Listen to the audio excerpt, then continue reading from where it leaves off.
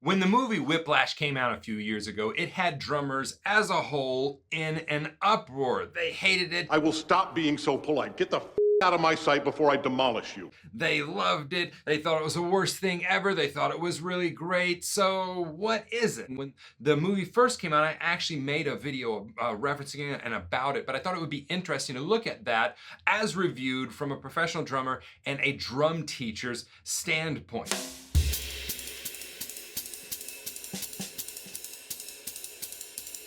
Whiplash is a movie about a drummer, Andrew Neiman, as played by Miles Teller, and he's at the prestigious Schaefer Conservatory, which is a fictitious school in New York, and he has an overbearing teacher, Terrence Fletcher, played by J.K. Simmons. Now, in this review, I'm going to be looking at what did they do well, like the plot, the actors, all of those things. I'll also be looking at it from a music school standpoint. Did that experience mimic what that kind of was like for me as a musician, as well as from a drummer and drum teacher standpoint, what did they do right and what did they just do horribly wrong? And along the way, I'm gonna give you my theory from when I watched the movie of this Inception type of relationship with Buddy Rich that I think is pervasive throughout the movie. Two things before we get started. First of all, spoiler alert, don't watch this if you haven't seen the movie because I'm going to spoil a lot of the movie for you, whether that be good or bad.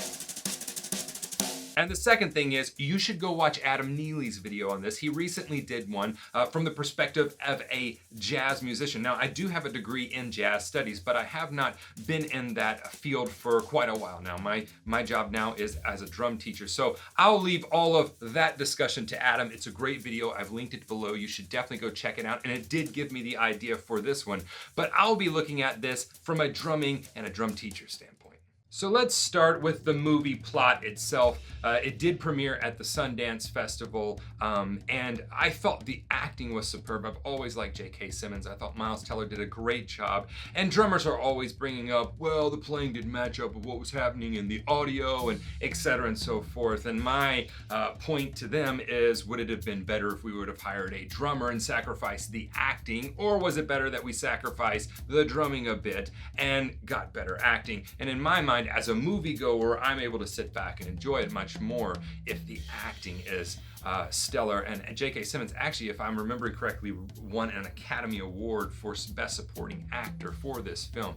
So the acting, I thought, was incredible. The plot and the story was okay. You have, obviously, the hero, who is Miles Teller, playing Andrew Neiman, and then you have the evil character, who's going to be J.K. Simmons, playing Terrence Fletcher.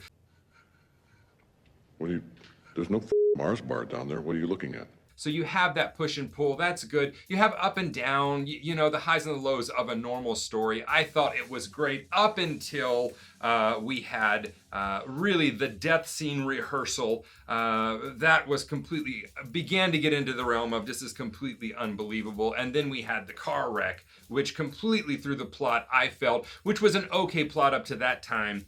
It was just over the top and completely unbelievable for me from a musician standpoint, from a drummer standpoint.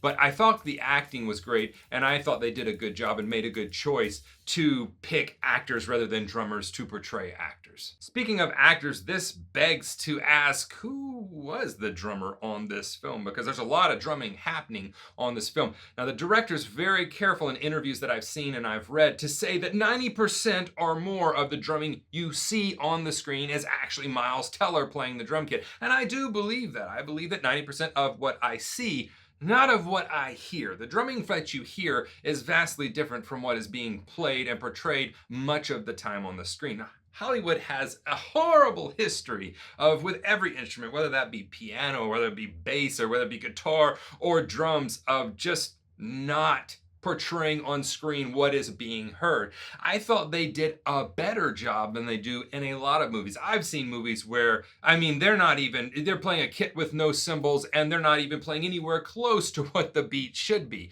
So I feel like in that area, they at least tried. The editing for the movie, in my mind, is superb. They did some really great editing, which makes it very interesting to watch. There's some really great shots. I felt the cinematography side of this was great, and I enjoyed watching the movie. Again, up until the plot started to just go haywire there towards the end. What I was really disappointed in was the film really did not portray the joy that creating music is for musicians. It did not portray the joy of learning an instrument. I felt it did just the opposite. It was more like a full contact sport the entire movie. And that's not at all what making music is about. That's not what creating is about. It's not all butterflies and flowers all the time, but it's definitely not rehearsals filled with rage and yelling and screaming. And do humans' emotions happen in rehearsals? Absolutely. But is that how most rehearsals are run? No. If you go into especially a jazz or big band type of rehearsal, you're going to see a lot of joy. You're going to see a lot of people wanting to work together as a unit. You're going to see conductors that are wanting to contribute.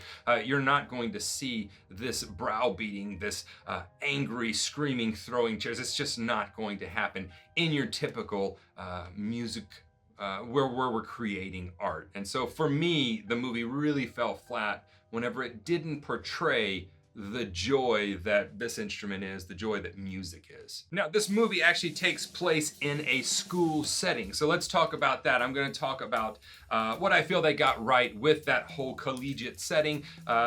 Director with student, teacher with student, that type of a thing. What did we get right? What did we get wrong? And what's my Inception type theory with Buddy Rich? Now, the main character is obsessed with Buddy Rich. Buddy Rich, as many of you know, is a very, very famous drummer from the big band era, known for his flashy chops, blazing around the kit. Also known for his extreme tempers and tirades. So let's start with this. I think that they did a good job recreating the feel of being in school. So the late hours in the practice rooms, the opening scene with him being isolated in a practice room by himself. I thought that they portrayed most first year college drummers very, very well, with the kick drum out of place with the swing pattern, things just being played badly. I thought that they did an excellent job of recreating that feeling of the band director wanting something from you that you're not always able to step up and give, because you're learning, like you're going through this experience. So whenever the late nights in the practice room where he pulls a mattress in there, spends the night, I spent many a night in practice rooms, sleeping there, getting up and practicing. There's just a lot on your plate. And it's a really, to me, it was a great time to really just kind of go inside of this instrument and try to get as much out of it as I could during that isolated time that I'm in school. I really also felt that the first scene kind of set the stage for the relationship between teacher and student that was going to happen the whole time. Now, I heard from a lot of teachers when this came out, college professors, music school teacher, all of that, they were very upset with how teachers were being portrayed. And for me, I always look at it's, with Hollywood, it's that and then some, right? So it was that, but we had to take it a step further because honestly, if it would have been a movie where, J.K. Simmons said something mildly offensive to the student, like, hey, when you played that didn't sound so good, buddy. That really doesn't make for a good movie, does it? Throwing chairs, yelling, screaming, berating. That makes for a little bit better of a character that you can hate. So I feel that we just made it more Hollywood when we did that. I also felt that they got the relationship between first and second chair drummer well. I went into big band as a second chair drummer. I was in the second band, but then I went into the first band and was their second chair. And so there's a lot of pressure when you get your chance. There's a lot of pressure to perform. There's a lot of pressure to outdo the other guy. So there's this, there is a little bit of a competition there, but it's not near as cutthroat as they're making it there. And it's never driven to the intensity that J.K. Simmons drives it with his character. But there is that kind of that push and pull, but it's more of driving you to be a better player. So in some of the later rehearsals where we have the physical abuse, we have the throwing of chairs, the tossing of drums, all of those things, it's ludicrous to think that in a collegiate setting, any respectable place would keep that person on staff. That's grounds for being fired and being sued. So I think we can all agree that's not a realistic expectation of what a teacher is or how they act in college. And it's not at all a direct reflection of my experience with my teachers. Although there are, and Neely actually points this out in his video too, there's a point where he loses the folder with all of his music, and that to me is it was a very real scene. If I ever find one of these lying around again, I swear to f***ing God, I will stop being so polite. Get the f*** out of my sight before I demolish you. And I've seen some teachers get pretty irate because they spend their money that is allotted to them on those charts, and then they entrust it to people that are not quite used to adulting, and they get lost quite a bit. And you see a lot of emotions come out whenever they've lost the drum part to this chart, or they've lost the first trombone part, or whatever that may be. There's a lot of emotions that come out with that. So I felt that that was really not over the top for me. And I did have a grad student that taught me whenever I was coming up, was from Russia, and I had a lot of my playing was not where it needed to be, especially my reading. And so there was a lot, I remember leaving there just with my armpits wet with sweat over and over and over, and having this relationship. This movie reminded me of that relationship, although nothing to that extreme. But I can't tell you how many times I heard, "Let's do it again for Steve. Let's do it again for Steve." This constant, "Let's do it again for," and it was an embarrassment. As a teacher, I think I'd go through about 2 rehearsals of that and then say, "Hey, why don't you meet in my office for about an hour and solve that? Hey, here's how we work on our reading. Here's how we do that." So being a teacher, but I do know that experience of being with people and being in that cutting environment, although nothing to the extreme that they portray it in this movie. I thought the first date scene, the whole girlfriend relationship, was very familiar to me as a musician, where he's talking all about the music that's playing in the background and she knows nothing of it. My wife and I, for years, I had a thing of, "I'll give you $1 million if you can tell me who this artist is," and then finally she did, and so then I didn't play that game anymore because I didn't want to owe her any more millions. But that relationship, that push and pull, choosing music over the girl, all of those things is a very familiar thing because it's a very personal thing. So I thought that they did well with that. Now let's move to my theory of the character Terrence Fletcher as played by J.K. Simmons. Now there was a lot of kickback from teachers, from drummers, from college professors about how he treated them, and that's not a teacher, and I can't believe they would do that. Now the lead character is Andrew, is completely obsessed with Buddy Rich, which, if you're looking at it from a drumming standpoint, is kind of silly because his setup doesn't all reflect Buddy Rich. We got a 10-inch tom that's tilted at just an angle. Buddy would never do that. And then we have cymbals that are tilted. It's not a Buddy setup. So some of those things are not as believable as others. But again, that's me geeking out as a drummer. What I want to draw your attention to is, it is far and wide known, and I'm going to play some of this in just a second, that Buddy had a temper that would match anyone's. And we actually have recordings. They're called the bus tapes. You can Google and look it up, and I'm going to play some of them in just a second for you. And one even really funny one where they mix it in with a big band, and the drum breaks, instead of being Buddy's drum breaks, are just him on a tirade on the bus. One of the musicians from his band recorded it. And so you have a very good example of the person that is his idol acting exactly the same way that this teacher acts. So to me, when I watched the movie, I was not irate at all. To me, what it drew to mind was, what they did was they took this kid that so idolizes Buddy Rich, and they gave him a teacher that acts exactly like Buddy Rich did. What band do you think you're playing on, motherfuckers? I gotta go up there and be embarrassed by you, motherfuckers. I play with the greatest musicians in the world. How dare you play like that for me? Or at least the recorded examples and stories from his band members that we have. Get out of my bus. Shut that door. Motherfuckers. Keep your mouth shut. You wanna me on the bandstand?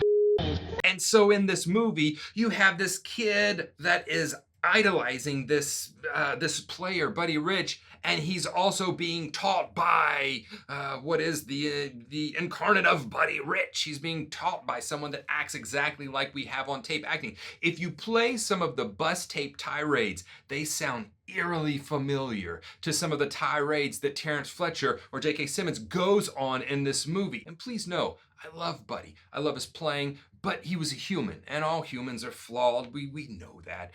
And so this is no reflection on his playing. This is just facts, and you can look up more and more firsthand stories of how his band members were treated. Now, this isn't the only thing that drives my theory. Let's take a couple of more instances. So there's the instance where J.K. Simmons' character is switching between drummers, and he actually throws to another drummer joke and says, "I apologize to the musicians in the room." Sorry, guys. Hate to put you through this. We're going to stay here until I find a drummer who can play in time. I apologize to the musicians. But during the scene, he's switching between drummers, and one will play something, he'll say, no, next. And the other one will play it, and he's just rotating between these three drummers, or two or three drummers, and kicking one off and putting the other one on, kicking one off and putting the other one on. And it seems unrealistic, but I was trying to look up the documentation. I don't remember if I read this in an old magazine. I'm not going to go through the several boxes of old jazz magazines and drumming magazines that I had to find this. But I do particularly distinctly remember reading about, and there is interviews with some of his horn players online talking about he had a real hard relationship with bass players, and there would be 4 and 5 month stretches where there would be no solid bass player in the band. And I remember reading about a session where he fired 2 or 3 or 4 in the session and then wound up hiring another one that he had just fired, all within like this session for recording one of the songs. So that it immediately reminded me of, I remember reading about Buddy actually doing that. Another thing that reminds me of Buddy off of things, there was an interview that I read not too long ago online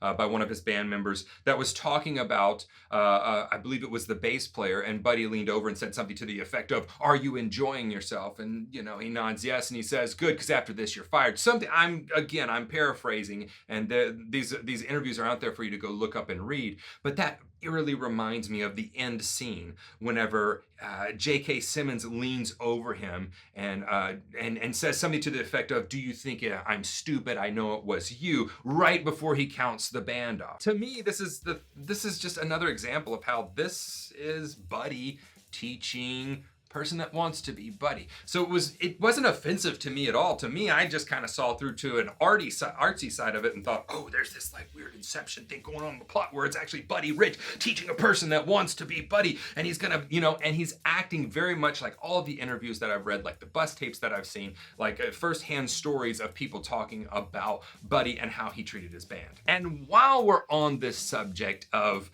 J.K. Simmons' character just being awful, I would like to draw the attention, kind of draw a line, because we have many examples of band leaders in professional settings, all the way from stories from Ray Charles to Buddy Rich to many others that I could sit here and name, and they treat their bands horribly. Some of it is just an outrage and a human moment, that's acceptable, and some of it is a chronic thing of like they just treat people like this. Or we have these instances of band leaders being just awful people, and one that comes to mind, or having awful, where people were flawed, so having an awful aspect to their personality. For instance, it reminds me of reading about Miles Davis in his autobiography, and reading about how much he hated the way that the white population was treating the black population, as should. It was unacceptable, right? Unacceptable. But in the next page, he'll turn over and say something like, that was the first time that I hit a woman. So the very action that he's hating in these one people, he is replicating and doing to another people. So we have these references of, in professional settings, these horrible band leaders like Buddy Rich.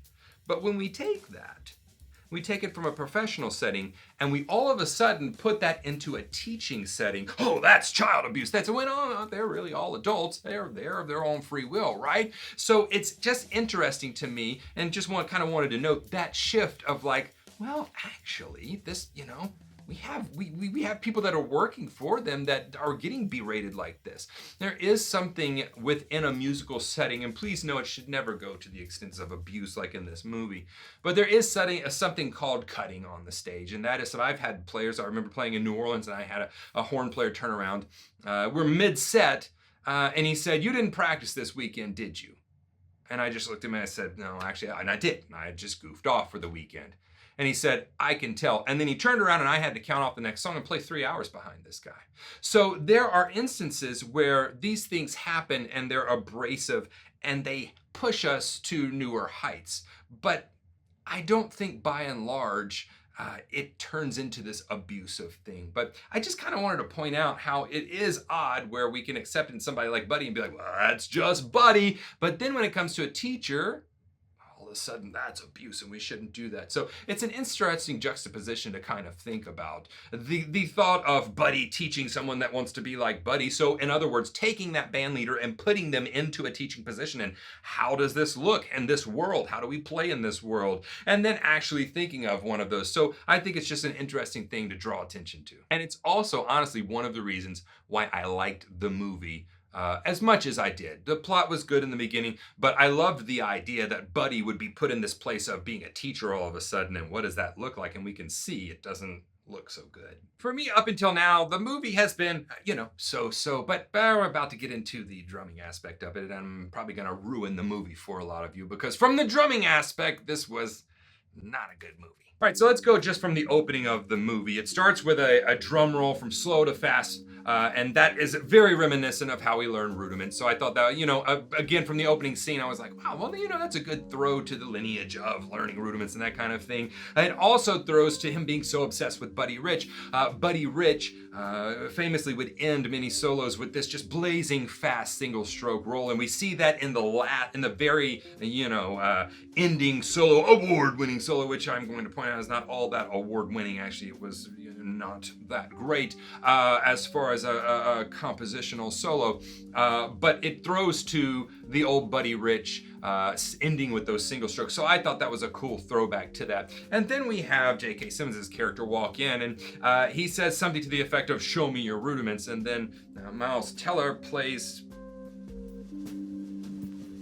What?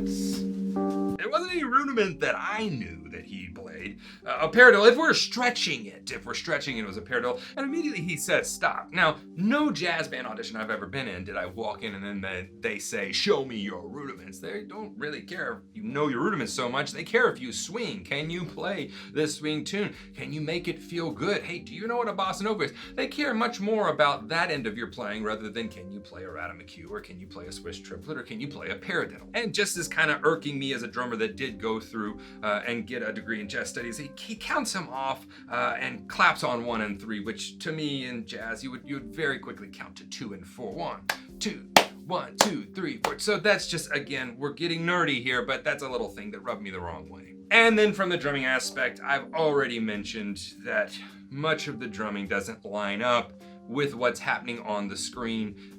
So he'll reach for a ride cymbal and you hear a crash cymbal. Again, these are things that only drummers are going to notice. The end scene was really the worst for this as far as lining up the drumming with the editing and with what was going on stage. And to me, the overhead shot, and even though the director does say that 90% of what you see on the screen is Miles playing, and I do believe that what we see, what you hear is not. And the overhead shot to me during that scene was very clearly a stand-in drummer. The technique is completely different. His movement around the kit is completely different to me as well. Which leads to, if we had that set, who was the drummer that did all of the drumming there? I searched high and low and I could not find who the drummer was. Now, rumor has it in forums, and even Peter Erskine has thrown to that, that it was a union drummer that was playing a non-union gig, and so they would not release who they were. They anonymously played on all of this, which seems to bear out. That is one reason why it would happen. And Peter says that if you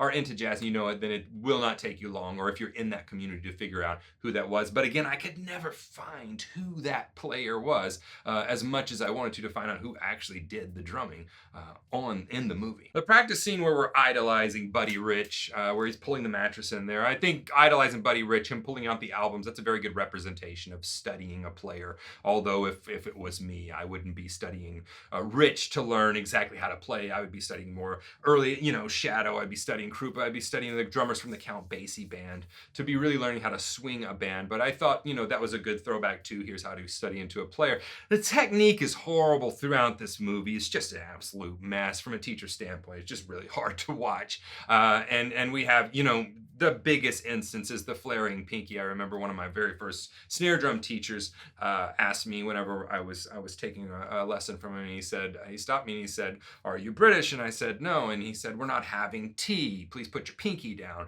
And so I always think of that as a joking way. And really, anytime you see why is that? Everybody says don't have your pinky flaring. Well, the whole point of this movie is that he's trying to play this super fast up-tempo double time swing. That's, throwing to that all the time. Double time, double time, double time swing, which I've never in my life had that much emphasis be placed on playing double time swing. It's not come up that often that I need to play that incredibly fast, although there have been situations where you've needed to. And in those times, you prepare for them, like this over-the-top scene. Is that really the fastest you can play, you worthless? But whenever you start and you begin to show, let me just take a stick here. Whenever you begin to show that your pinky comes off of here, which is a lot of what you're seeing in there, you're seeing a lot of this type of stuff, right? Well, whenever that happens, what's happening? We're introducing tension into the stick, and so you're never going to be able to play at those tempos that you want to. You're also taking away some of the engines of the stick. So anytime and if you're holding a stick, just start to remove fingers, and you will have to begin to grip tighter, especially if you're hitting things with that stick. And so to me, the technique, and anyone would tell you, is just horrid throughout the movie. I wish they would have gotten just a little bit more time, spent a little bit more time on that to get that side correct, because that is, I mean, even you can see here from the I actually ordered the DVD, and you can see just right here, it's just flaring right there. It's just glaring at me going, why, I don't want to watch this because of that one thing. But I powered through it and watched the whole movie. So just going in, no, the technique is horrid. Then we have just J.K. Simmons' character obsession with playing an up-tempo double time swing, just fast, which kind of leads to that myth that the internet has so reinforced, that drumming is all stick twirls and how fast can we play, and really drumming is about music. Drumming is about serving the song. Drumming is about creating art. Drumming is not about how fast you can play. And this throws to the end solo in this entire thing, the climactic end solo that's supposed to be this, award-winning, prestigious thing. And I believe it was Peter Erskine that said if you played this in any modern jazz setting, any modern jazz competition, you would be laughed off of the stage, because it was just all over the place as far as being a solo that anyone would want to listen to. It's just so much cymbals and bass, and there's no melody. There's no cohesiveness to it. It sounds like random, which it very well may have been random drum clips strung together and then reenacted on the screen. There's certain references within the movie that are somewhat outdated, and to me, any drummer that would want to be playing in a more of a new fashion would not be obsessed with Buddy Rich. We may go through a phase, but then we're going to go out of that. We're going to come into, because music is very different. Swing music and jazz music is very different than whenever Buddy played it. So that obsession was a little weird for me. As well, there's certain things that he says, the terminology doesn't line up. Tune the set to B flat. I've never in my life had someone turn around and tell me to do that. That did happen. They used to tune kits to certain notes, drums to certain notes. Although it's not really common practice these days to do that. Now we kind of come to the two big things that are just, to me, unforgivable. So we have the infamous story of Joe Jones throwing the cymbal, supposedly from the movie. He throws the cymbal at Charlie Parker's head and embarrasses him off of the stage. And it just this, So that story is true, and Adam Neely, I've thrown to his video several times. He also talks about this. The story is true, but again, it's, the story happened and then some in the movie, right? So it by no means happened the way they said it. There was a cutting that happened on the stage, if you use a music terminology, in that Joe Jones was playing. Charlie Parker set in, and from what I understand of the story, he was trying to play some of the new things that he was trying out that really made him Charlie Parker later on, but was screwing it up. And Joe Jones simply stood up and dropped the cymbal on the stage. It's sort of a kind of a gong, like, you're out, come back whenever you can do it correctly type of a deal, which I've had very similar experiences, not where they throw a cymbal on the stage, but where it is a form of embarrassment is used to tell me you're not quite there, go back and do that. And there was no throwing cymbal at head, sounding like they're going to decapitate him.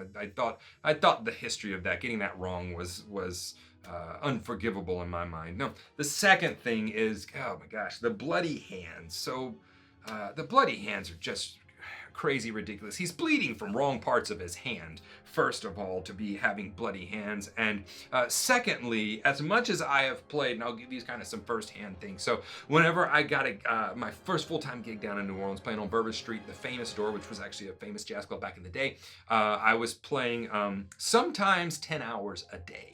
So it's a big change for me.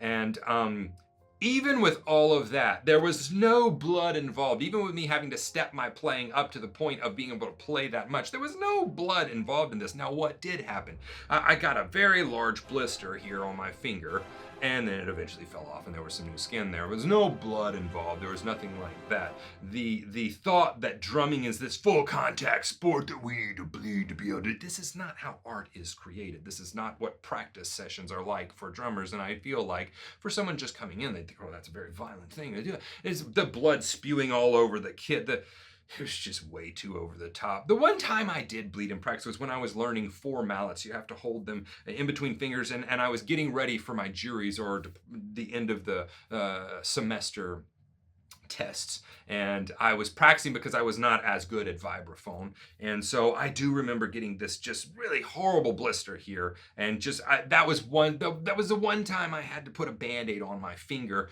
and bandage it up, and there was like this, like a little trickle of blood that happened there, and I was practicing 6-7 hours a day trying to get ready for this stuff. So to me it was just over the top, putting your hands in the ice water and all the bandages and still being able to do art, and then that doesn't even bring into the fact that he goes through just a car collision, and then he's going to run and still play this competition bleeding. And music is art, guys. It's not a full contact sport. So for me, it was just the amount of blood in this movie was ridiculous. Now, as a drummer, have I ever bled at the kit or seen people bleed at the kit? Yes, but it's usually from hitting something and actually hitting your fingers, because we're swinging sticks at metal objects and wood objects and things like that. And so it usually comes from that. One instance, I had to actually sit in for a buddy. He was in a punk rock band, which I thought it was very punk rock of him to spew blood all over the set, which is what this movie reminded me of. His father owned a window company, I believe it was, some kind of construction company. He'd been working earlier that day and actually sliced his hand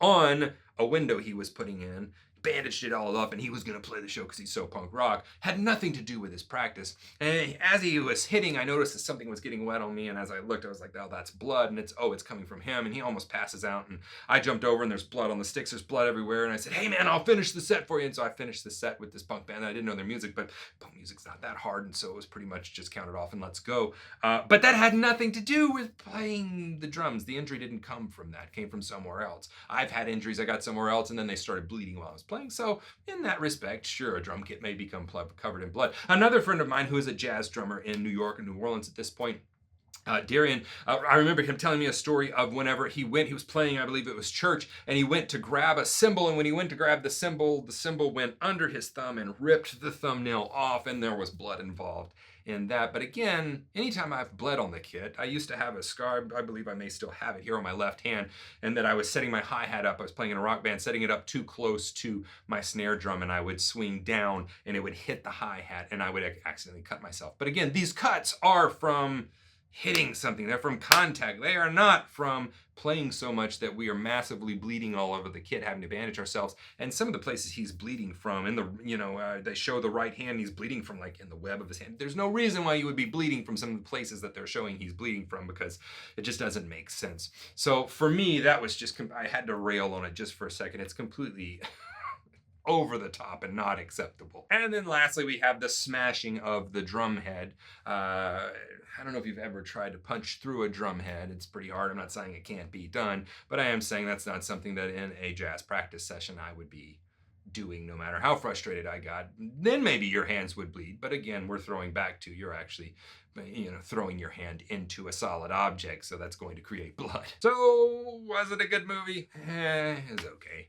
Plot was okay, fell apart at the end. I thought the acting was superb. I thought that they did a great job, as I said earlier, having this Inception type moment where Buddy Rich is teaching the next Buddy Rich and doing all the things that we have documented that Buddy Rich did, berating him, throwing players out, firing them on the stage, all of those things that we have reference to him doing.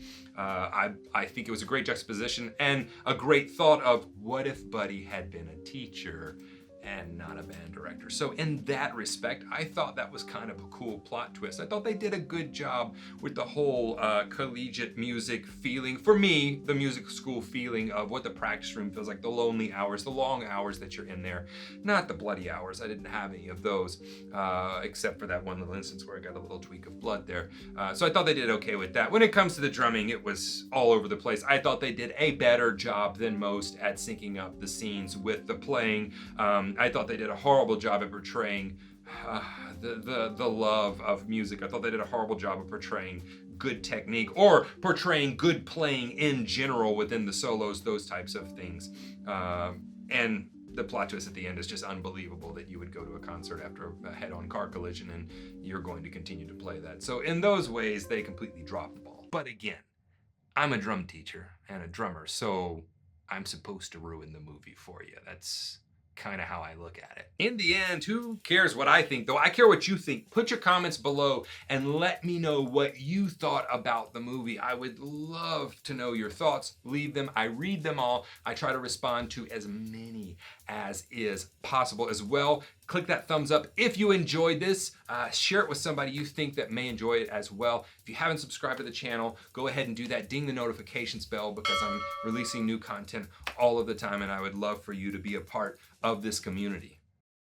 And as well, the Kickstarter is still running. We've got some really cool giveaways going away. I've got the best prices that I have ever offered on a lot of my courses and drum lessons. That link is below this. I would love for you to go check that out. But whatever you do, I'll see you here in the next video.